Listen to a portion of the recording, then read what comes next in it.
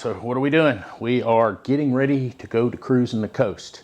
And I got so much stuff in the back of this car, back end starting to sag on these old leaf springs. So I'm going to show you what we're going to do to try to fix that.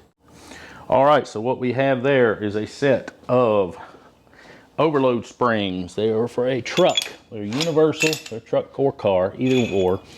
And you put them on with U-bolts. I have several different sets of U-bolts. Some of those U-bolts were from traction bars, bolt-on traction bars, and some of them came with these springs. These springs were actually for a, my dad had them on his S10 pickup truck before I got it. He was hauling a pop-up camper, and the back of the truck would sag so bad, so he added these. But they made it ride so rough when he wasn't hauling it, he would take them on, put them off, take them on, put them off. Well, put them on, take them off, put them on, take them off. But anyway, he gave them to me when I got the truck from him because he didn't have any use for them anymore. He had a full-size truck. And I never put them on the truck. I've had them just sitting around, and I got to thinking the other day, well, this thing is squatting with so much stuff. Let's open the trunk, and I'll show you what we're doing back here. All right, first of all, one of the things I'll talk about that we have back here is the battery is mounted back here to begin with. This year I wired in a subwoofer to give the sound a little more oomph when we're riding and cruising, having a good time. And over on this side we have a box that has the floor jack in it. Pretty nifty little floor jack that we keep in this car. And a couple of jack stands if you get into something more aggressive other than just changing a tire on the side of the road. We got a fire extinguisher. Over here on this side up in front of the battery I have a box, and in that box I have an extra fuel pump. I have an extra alternator. I have over here to the side and shoved up by the wheel well every belt this car takes. I have some extra gloves.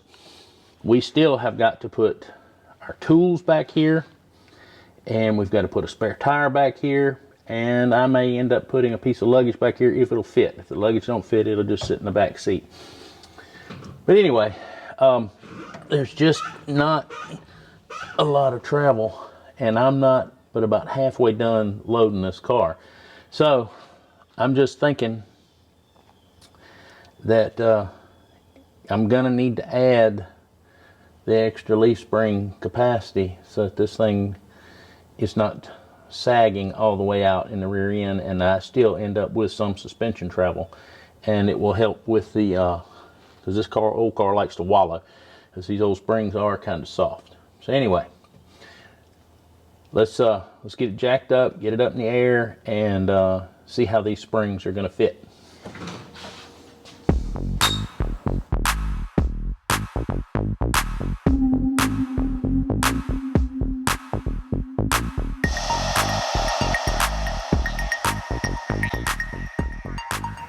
All right, so I've got it supported and the spring relaxed. The tires are actually kind of touching the ground, but they're just barely.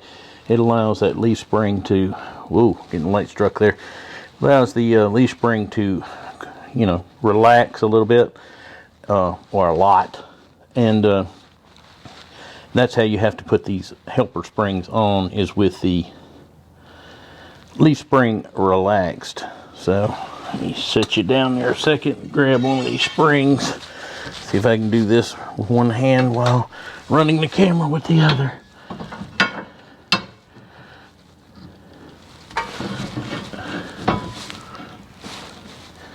Hopefully, you can see how that works. Hopefully, I can get that pulled all the way up in there to where it goes.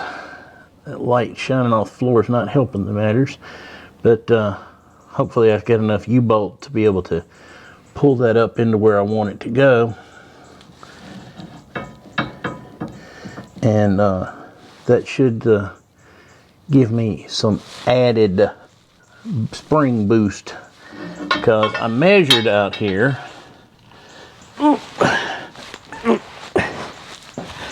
Curl my face up under here. I measured before I did anything, and I had a measurement of like 18.5 on this side and 18 3/4 on the other. So we will know how much difference it made from side to side once I get these put on. You see the restoration starting to show some age. Tire would scrub over here. Didn't do this fender well any good. But you know, hey, you got a car, you drive it, you use it. You know, it was made of steel. They're gonna rust eventually. You just try to take care of it as best you can and use it for as long as you can and enjoy it as long as you can. And when it rusts out, well, I guess you gotta scuff it off and paint it again. So let me get going up underneath here, and we'll get to work. All right, so we have the helper spring installed. If you know the car like I do, you can tell that it is up just a little bit, that it did help. When we started this, I told you on this side was 18.5, and over there on that side, yeah, I think it measured at like 18 3/4. Let me bring you in here close and we'll show you what it got us up to. It did pick up the back of the car just a little bit. All right, so measuring from the floor, going through the center of the wheel, across the center of the cap, that got us to 19 3/4, so that's right at 19 3/4. So that got us, well, actually about 19 7/8. So it's at least 1 1/4 higher on this side. And let's go around here to the other side.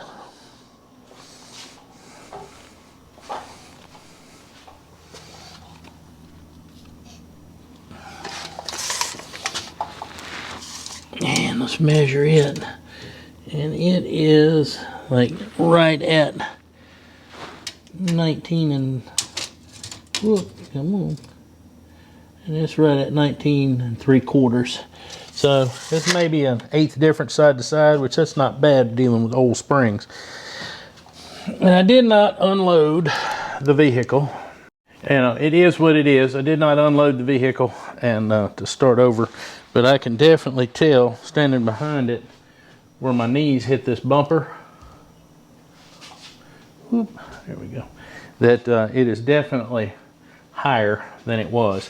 Now I have got quite a bit more to load into the back of this vehicle, and I'm sure it's going to squat just a little bit more, but it was squatting quite a bit and I hadn't even got everything in there yet. So we're going to get back to loading, and we're also going to stop for a minute and we're going to talk about what we're taking and why. All right, so we've already looked here in the trunk once, and but we'll just do a quick brief overview. Like I said, over here is the jack stands. We've got a fire extinguisher. We've got the car duster, and here we have a Bible. You never know when you're going to need to pray to get this baby home. So keep a Bible with you at all times. Batteries back here. This is a hat to give away at the show, and we've got some extra gloves. Right there is a brand new in the box air compressor. Has never been opened. Hope it works. It's brand new. Bought it last year. Haven't needed it. But in that box back there, the plastic box, you can see it sticking its little head up. There's a fuel filter. There's a piece of fuel line there. Some hose clamps. Various and sundry other little fittings and nibs and jibs for getting you little widgets, little stuff that you might need if you're on the side of the road. And below that, I have an extra alternator, an extra fuel pump. And you just, like I said, you never know you're going to need that stuff. You've got, I've got every belt that you need right there. I've got a couple of different funnels in case I need to add fluids. Speaking of fluids, we've got extra gallon of oil, 2 gallons of water. Blue bottle's a bottle of transmission fluid. Then you've got a couple of bottles of brake fluid. You never know. Then I have a basic tool kit right here, basic set of sockets, wrenches, a couple of sockets missing, no big deal. They're of the metric variety, and I think they're in another toolbox somewhere. Nothing on this car is metric, so nothing to really worry about there. Hand cleaner, car cleaning supplies, some brake clean, and right there is quick electrical troubleshooting and repair. Only thing I need to add is a test light. But like I said, there's some electrical tape, there's some wiring connectors, And there's some below that. Up.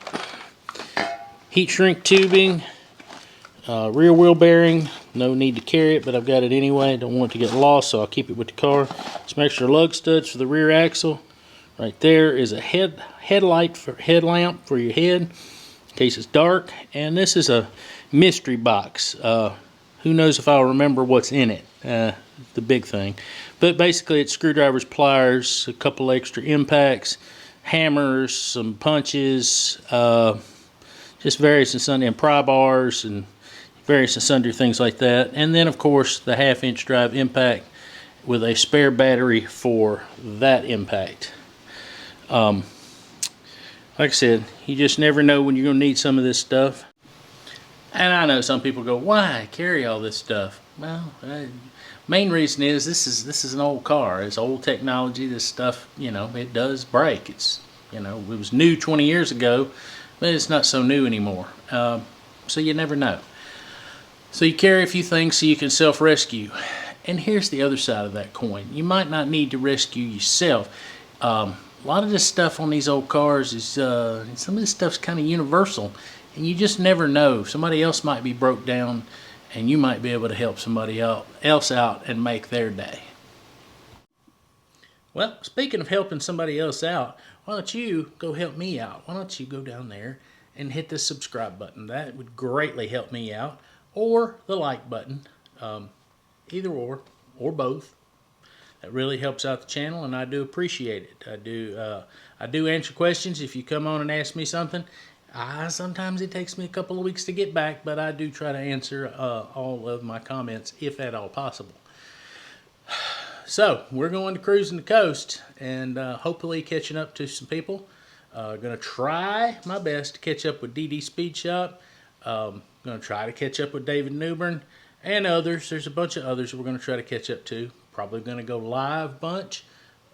Show you what goes on at Cruising the Coast, and we're probably going to be doing some interviews with some car owners with any luck at all. So, why don't you go out and watch another one of my videos coming on the screen right now.